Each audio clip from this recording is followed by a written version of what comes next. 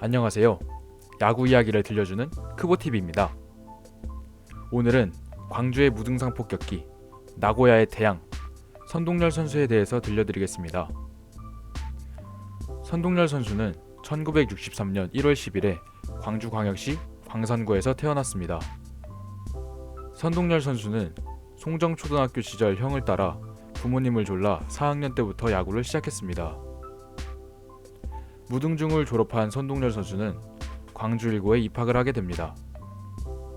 고등학교 1, 2학년 시절에는 투수보다 타자에 더 두각을 나타내는 선수였습니다.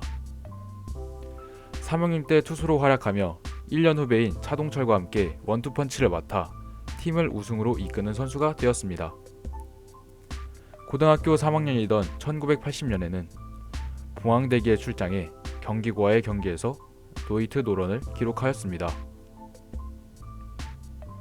그 이후 고려대 야구부에 진학한 선동열은 1982년에 세계 야구 선수권 대회에 만 19세라는 어린 나이에 대한민국 야구 국가대표팀에 선발되어 당시 서울에서 열린 세계 야구 선수권 대회에 미국, 대만, 일본전에서의 거듭된 호투로 대한민국의 우승에 주역이 됩니다. 이 대회에서 선동열 선수는 평균 자책점 0.31이라는 기록을 세웠고 이 시기부터 최동원 선수의 뒤를 이어 국가대표 우한 에이스의 자리를 물려받게 됩니다. 그 이후 1984년 초특급인 투수를 놓치지 않으려 했던 혜태구단은 재정 상황이 좋지 않아 최대한 계약금을 깎아보려고 이런저런 수를 썼습니다. 하지만 선동열 선수 측은 최소 3억 원을 요구했고 혜태는 난색을 표했습니다. 이 과정에서 군면제에도 실패하고 안되면 대학원이나 가버리겠다고 대학원 시험을 쳤는데 이것마저 떨어져 버리게 됩니다. 그러던 와중 선동열 선수는 한국화장품야구단과 계약을 해버리게 됩니다. 결국 선동열 선수는 한국화장품 유니폼을 입고 마운드에 오르게 됩니다. 이에 혜태 팬들은 혜태 사무실과 선동열 선수의 집에 난동을 일으켰고 살얼음판 같은 분위기 속에서 결국 선동열 선수의 어머니가 간곡히 설득한 끝에 1억 5천만 원의 혜태 유니폼을 입게 됩니다. 그렇게 선동열 선수는 데뷔 첫 해인 1985년 한국화장품야구단과의 이중 계약 파문으로 후반기부터 경기에 출전하게 되었습니다. 삼성 라이온즈와의 첫 프로 경기에서 7회까지 4피안타 무실점 호투를 했지만 결국 8회에 5실점을 하며 무너졌습니다. 7.2이닝 동안 5실점으로 데뷔 경기를 마친 선동열은 좋은 경험을 얻었습니다. 데뷔전에서 승리 투수가 되었더라면 자만심에 들었을지도 모릅니다. 하지만 오히려 지금의 심정은 패전 투수가 된 것이 저희 프로 생활을 위해 잘된 것 같습니다 라고 말하며 겸손함을 보였고 또한 80% 정도의 힘으로 던졌습니다. 컨디션은 좋지 않았지만 최강의 타자들로 구성된 삼성 선수들과 대결하고 나니 프로에서도 내 볼이 통할 수 있겠구나 하는 자신감을 얻었습니다 라고 말하며 패기도 보여주었습니다. 그리곤 첫 시즌 평균 자책점 1위 1.70을 기록하며 7승 4패 8세이브로 시즌을 마무리했습니다. 전성기 시절 선동열 선수는 그야말로 완전체였습니다. 최고 구속도 150km에 달할 정도로 매우 빠르고 체격이나 견제, 배짱, 제구력, 센스 등등 투수로서 갖춰야 할 모든 자질이 다 갖추어져 있었습니다. 이러한 선동열 선수에게 유명한 일화가 있었는데 상대팀이 이기고 있어도 선동열이 불펜에서 몸을 풀고 있으면 상대 타자들이 기가 죽을 정도로 막강한 능력을 자랑했습니다. 그래서 김웅룡 감독은 선동열 선수가 컨디션 난조로 경기에 나오지 못할 때에도 불펜에서 몸을 풀게 해서 상대편의 기를 죽이곤 했다고 합니다. 실제로 1988년 한국 시리즈 6차전 당시 선동열 선수는 손가락 부상으로 등판할 수 없었지만 2대0으로 앞선 상황에서 몸풀기를 시키자 빙그레 타자들의 멘탈이 흔들렸고 이에 다음날 죽은 공명에 비유하는 기사가 나오기도 했습니다. 통산 평균 자책점이 1.20이고 이걸 능가하는 기록은 더 이상 나오기 힘들 전망이며 역대 평균 자책점 2위인 최동원이 2.46이라는 것을 감안한다면 실로 엄청난 기록이 아닐 수 없었습니다. 선동열 선수의 커리어에서 최동원을 제외하면 라이벌이라고 부를 수 있는 선수조차 나타나지 않았습니다. 최동원과의 맞대결에서는 1승 1무 1패로 호각을 다퉜습니다. 1988년도에는 16승 5패 10세이브 방어율 1.21로 에이스로서 전후기 통합리그로 치러진 단일 시즌 우승을 견인했습니다.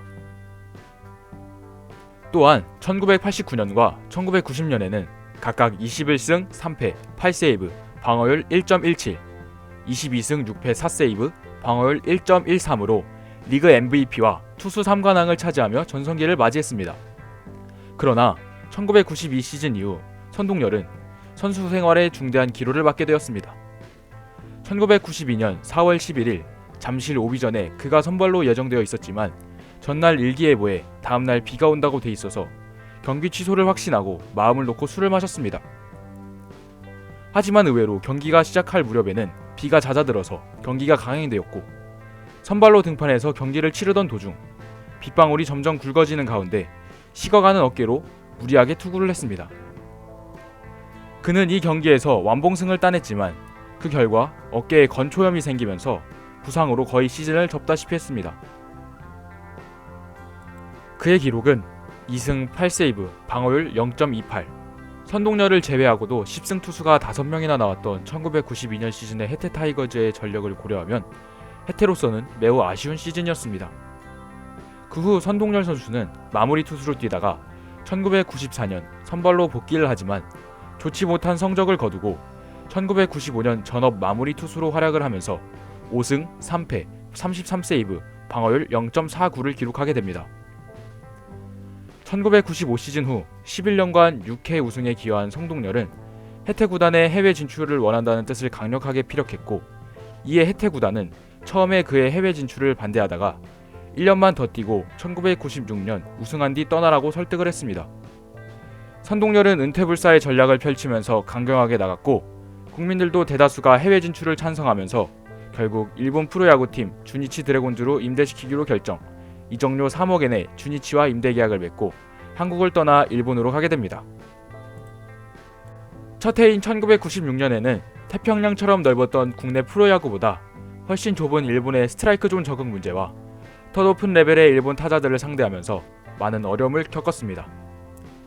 굴욕을 맛본 96 시즌이 끝나고 겨울이 되자 마음을 다잡고 투수 코치에게 직접 개인 훈련을 부탁해 대대적인 수정에 들어가게 됩니다. 3,000개의 투구와 하체 단련으로 제구력을 다잡고 투구 폼을 수정하여 주자 견제 능력을 보완하는 등 본인의 피나는 노력과 때마침 개장한 홍구장이 투수들의 천국 나고야 도미라는 이점 덕분에 좋은 활약을 보였습니다. 주무기는 70% 이상 던지는 직구였고 여기에 슬라이더를 가미했습니다. 97 시즌 1승 1패 38세이브 방어율 1.28, 98 시즌에는 3승 무패 29세이브 방어율 1.48로 일본 리그 최고 수준의 마무리로 등극했습니다. 하지만 99 시즌에 들어서는 시즌 중반 3경기를 블론 세이브한 후 2군에 다녀온 뒤 구위가 점점 떨어지며 이닝 소화율도 낮아지게 되었습니다.